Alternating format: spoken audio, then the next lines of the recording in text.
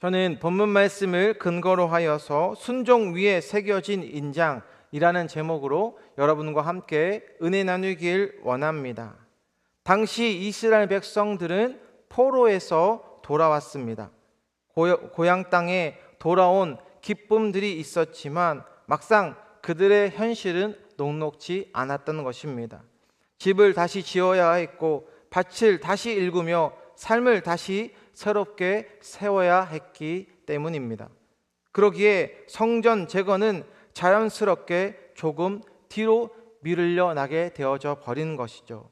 그런데 우리의 신앙생활은 어떠하십니까? 나의 신앙이 없어지는 것은 아닌데 때론 나의 삶이 바쁘고 이민 생활이 힘들고 이 바쁜 뉴욕이라는 도시에서 먹고 살기에 급급하다 보니 하나님의 일이 점점 뒤로 밀려나는 것, 이것이 바로 이스라엘의 모습이었고 어쩌면 오늘날 우리의 현실의 모습이 되어질 수도 있다는 것이죠. 그런데 본문의 주님께서는 오늘 아주 특별한 질문을 해주고 있습니다. 제사장들에게 물으시는데 거룩한 것이 옮겨질 수 있느냐? 부정한 것이 옮겨질 수 있느냐? 무슨 말씀이냐면 겉으로는 너희가 열심히 성전을 짓고 있는 것처럼 섬기는 것처럼 보여줄 수 있지만 너희의 마음이 더럽고 부정하면 너희의 손에 붙잡혀 있는 모든 것들이 부정하며 더러워지게 됨을 말씀해 주고 있다는 것이죠. 사랑하는 여러분, 오늘 우리가 하나님 앞에 돌아보아야 할 것은 내가 얼마나 하나님의 손에 거룩한 손으로 붙들려 있는가, 내 삶의 방향이 얼마만큼 거룩하게 하나님을 향하며 사역하고 있는가를 이 말씀을 통해서 나의 믿음과 나의 사역을 점검해 보셔야 한다는 것입니다. 이스라엘 백성들 다시 성전을 짓고 있었지만 마음은 여전히 그들이 세상 가운데 붙잡혀 있는 것을 보고 하나님의 너희 손에 닿는 모든 것이 그러하기 때문에 부정한 것을 말씀해 주고 있다는 것이죠. 그러나 이런 책망과 그들의 꾸짖음으로 끝나는 것이 아니라 주님이 오늘 이 말씀을 통하여서 다시 돌아오는 자는 주님께서 세워주시고 회복시켜 주시는 주님, 우리의 마음을 돌이키기만 한다면 다시 하나님은 그 순종의 자리에서부터 역사해 주고 있다는 것입니다. 오늘 이 말씀을 통해서 내 마음에 무너졌던 성전들을 다시 새롭게 일으켜 세우시고 마침내 이 땅에 무너져 있던 모든 것들이 우리 여러분 한 분 한 분이 주님의 선택과 택함을 입어 은혜의 자리로 담대히 나아가게 되시길 주님의 이름으로 축원드립니다. 먼저 우리 본문 12절 말씀을 같이 함께 보겠습니다. 시작. 사람이 옷자락에 거룩한 고기를 쌌는데 그 옷자락이 만일 떡에나 국에나 포도주에나 기름에나 다른 음식물에 나왔으면 그것이 성물이 되겠느냐 하라. 학개가 물음에 제사장들이 대답하여 이르되 아니니라 하는지라. 제사장들에게 묻습니다. 거룩한 고기가 옷자락에 닿았다. 그 옷자락이 다른 음식을 건드리면 그 음식도 거룩하게 되겠느냐? 제사장들은 주저하지 않고 아니니라 하는지라 말씀하죠. 여러분, 이 말을 무슨 뜻을 하고 있을까요? 거룩함은 자동으로 쉽게 전염으로 옮겨지는 것이 아님을 알 수 있습니다. 주님께서 먼저 그들에게 거룩에 대해서 말씀을 해주시는데 너희가 지금 하나님의 나라를 위해 성전을 짓는다 하여도 너희의 마음이 더러우면 그것을 주님께서 받지 않으시고 너희도 온전히 거룩해질 수 없음을 말씀해 주시죠. 하나님께서 원하시는 것은 화려한 성전의 겉모습이 아니라는 것입니다. 그런데 이 세상은 어떻습니까? 계속해서 화려한 것들로 너 인생은 너의 것이니까, 한 번 사는 너의 인생이니까 너 마음대로 하라며 이 세상을 살아가면서 그냥 인조이하면서 살아가게 만들어 버릴 수 있다는 것이죠. 그러나 주님께서는 우리의 무엇을 오늘도 보십니까? 우리의 찾아와 주셔서 오늘도 이 말씀을 통하여서 우리의 중심을, 나의 마음을 보신다고 성경은 말씀해 주고 있는 것이죠. 우리가 많은 예배를 드리고 열심히 봉사하고 헌신으로 나아갈 때 내 마음이 얼마만큼 주님 앞에 진실되고 신실하게 나아가야 하는지 말씀의 기준으로 우리는 신앙을, 나의 믿음을 점검해 보셔야 한다는 것입니다.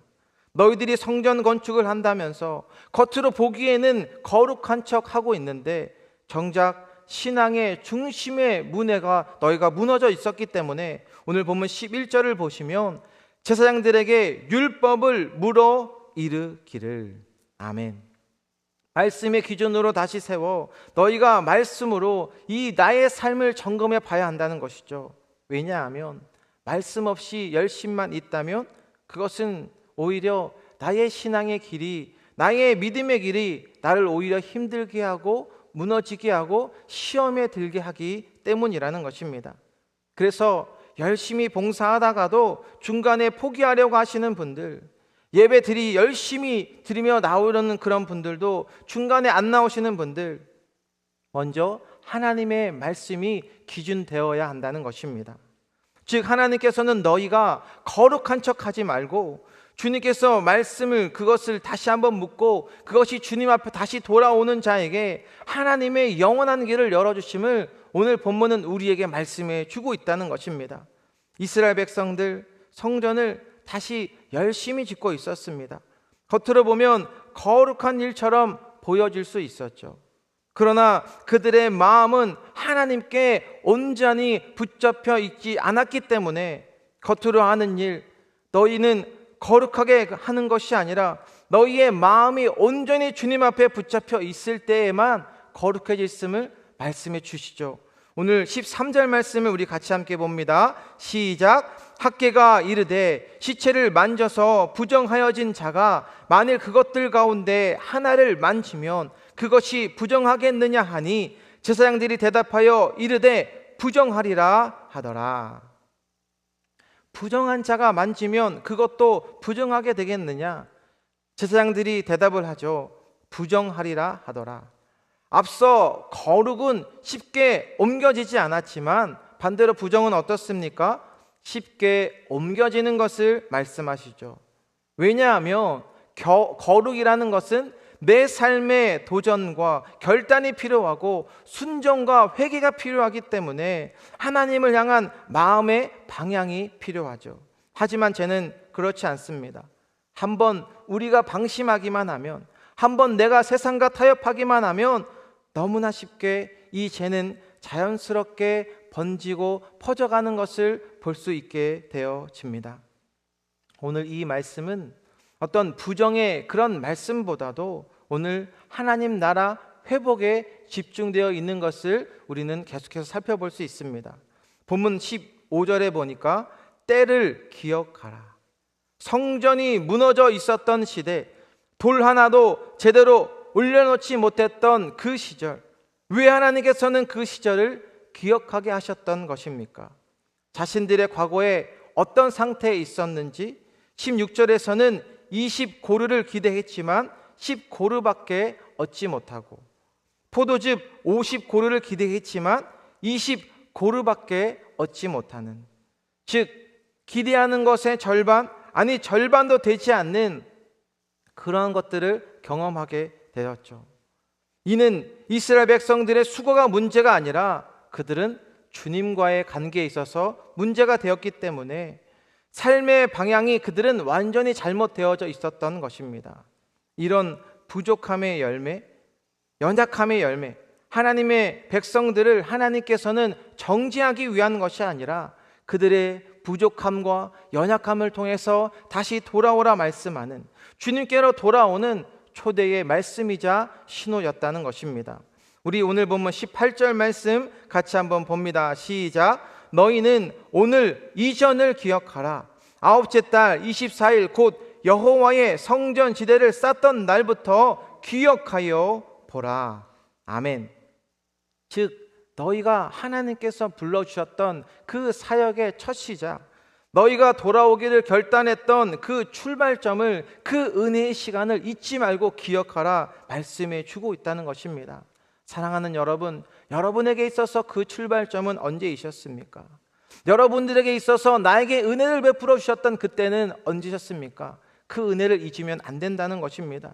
그 은혜를 잊어버리면 과거의 죄된 노예 생활로 돌아가지만 그 주신 말씀을 붙잡고 나아갈 때에는 오늘 본문 19절 하반절에는 그러나 오늘부터는 내가 너희에게 복을 주리라. 아멘. 여러분, 이것이 하나님의 은혜라는 것입니다. 성전이 완성되지 않아도, 열매가 그 당시에 많이 보이지 않아도 우리가 믿음의 눈으로 바라보면 나를 통해서 베풀어 주실 그 은혜, 하나님의 그 영적인 그 복을 여러분 한 분 한 분 모두가 체험하며 선포해 주실 줄로 믿습니다. 어떤 상황이 변해야 복을 주시는 분이 아니라 여러분들이 주님의 말씀을 붙잡고 돌아오기만 하면 그 나에게 베풀어 주셨던 그 사랑과 은혜를 잊지 않으면 영적인 복을 주리라 사실 받을 수밖에 없게 되어지는 것이죠. 사랑하는 여러분, 그렇다면 오늘 나의 삶에 있어서 나에게 복이란 어떠한 것이 되고 계십니까? 물질을 많이 주는 것입니까? 아니면 하나님의 사역을 주님과 함께하며 믿음으로 동행하며 나아가는 것입니까? 이 세상을 살아가면서 없어지는 것들이 있고 반대로 하나님께서 기억해 주시는 영원한 것들, 그런 영적인 축복을 누리게 되시길 바랍니다. 오늘 우리 23절 말씀 읽고 마칩니다. 같이 봅니다. 시작. 만군의 여호와가 말하노라. 스알디엘의 아들 내 종 스룹바벨아, 여호와가 말하노라. 그날에 내가 너를 세우고 너를 인장으로 삼으리니 이는 내가 너를 택하였음이니라. 만군의 여호와의 말이니라 하시니라. 아멘. 하나님께서 스룹바벨에게 주신 엄청난 그 당시의 위로와 회복의 말씀을 우리에게 말씀해 주시죠. 내 종 스룹바벨아, 그날에 내가 너를 세우고 너를 인장으로 삼으리니. 아멘. 하나님께서는 그 시대에 능력 있는 사람이 아니라 하나님께 마음을 돌이키는 사람, 하나님 앞에 나와서 무릎을 꿇을 수 있는 사람, 하나님의 말씀을 붙든 그 한 사람을 오늘날에도 동시에 찾고 계시고 그분을 통해 하나님의 나라 일을 역사해 주신다는 것입니다. 동시에 우리에게 묻고 계시는 것은 본문의 스룹바벨처럼 너도 내가 사용하는 그러한 사람으로 그 자리에 서기를 원하는지 물으신다는 것이죠. 너를 인장 삼으리니, 즉 너는 나의 것이고 너를 통해서 하나님께서 일하실 뿐만 아니라 내 뜻을 이 땅에 너를 통해 새기길 원한다 말씀해 주십니다.